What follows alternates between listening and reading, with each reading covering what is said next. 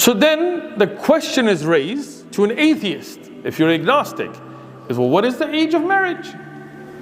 I mean, if you say 18 or 19 or 21, where did you get that number? Even in the US, until about 100 years ago, according to Christian doctrine, I had this ordered from the museum in France, and this is something you can order from them as a scan.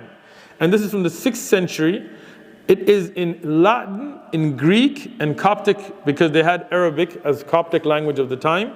So they have it in all of those languages together as a manuscript. And this is the actual scan of the manuscript from France. So can you, next one? Yeah, so you can see in Arabic, I've highlighted it because Latin I don't speak.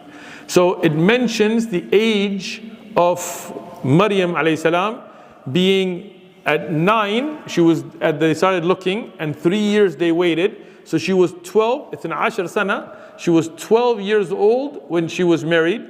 Please keep going.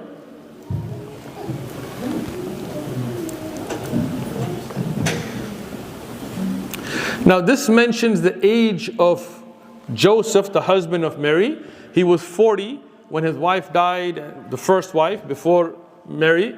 And then he continued to wait 39 years, and then he got married. And then a year after that, when he actually got married, it mentions him to be 90 years old. 90 years old by the time he got married to Maryam alayhi salam. And we have all of it mentioned there. So a 90-year-old Joseph was married to a 12-year-old according to the earliest Christian documentation. Right? I'm not talking about just Catholics or just this. No, this is the earliest documentation you have for those ages. So we can go. We can skip this one. Can you go to the first one that we had now earlier? Did they marry after the birth of Jesus according to the Bible? No, according to the Bible, they were married first, and Jesus was born after that. She was already the wife of Joseph, and that's why they, according to the Jews, they claimed that she had committed fornication being a married woman, which is obviously wrong, but keep going, the other one. Yeah, right here. So this is now according to the Talmud, which is Jewish writings, and you can look this up yourself. I can send the link out as well if need be. What does it tell us?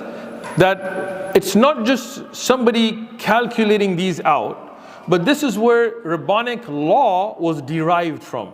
He said, according to the Talmud, it was permissible for an adult male to have sexual intercourse with a 3-year-old girl if she was maritally single, meaning that she had not been married already, which I don't know how 3-year-olds are already married, and girls could be betrothed and married at this age.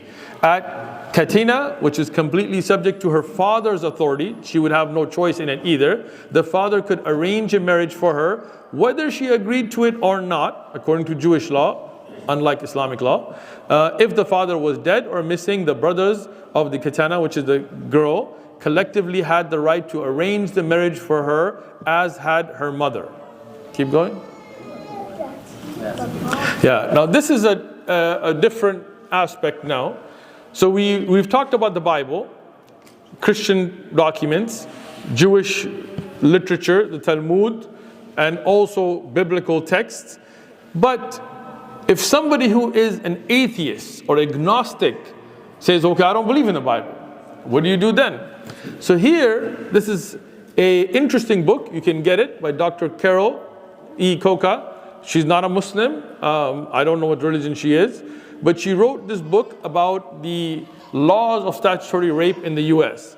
And she lists out the ages people could get married in the US throughout the history of the US. So if you look at this list, you will find until 1999, in 1920 and 1890, you will see many of the ages being 10 years old. If you can bring up Delaware, I don't know if it's on this slide or the... 7 in 1885. Yeah, so Delaware is right there. In 1885, you at 7 years of age, you could actually consummate and get married in the US. And even all the way to 1920, that was 13 for them. In 1920, they changed it to 16. And even at the 1920s, you will go through and you will find, for example, Georgia, it was 14, right? And so on. So then the question is raised to an atheist, if you're agnostic, is, well, what is the age of marriage? I mean, if you say 18 or 19 or 21, where did you get that number? Even in the US, until about 100 years ago, 7-year-olds and 10-year-olds were legally getting married.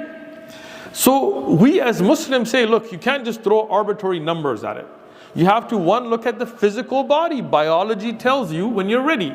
For example, in the US, in San Diego, California, I can tell you, my middle school had a child care section. They had middle school girls, Mexicans, so they had kids young. And they would have a child care for girls that are in middle school. So why is it okay, you know what I'm talking about, right? Why is it okay for them to be having sexual intercourse, but not okay for them to get married? It's such a strange idea. There is no law against kids, for example, middle school or elementary school, having intercourse with other elementary school kids even, right? It goes on all the time.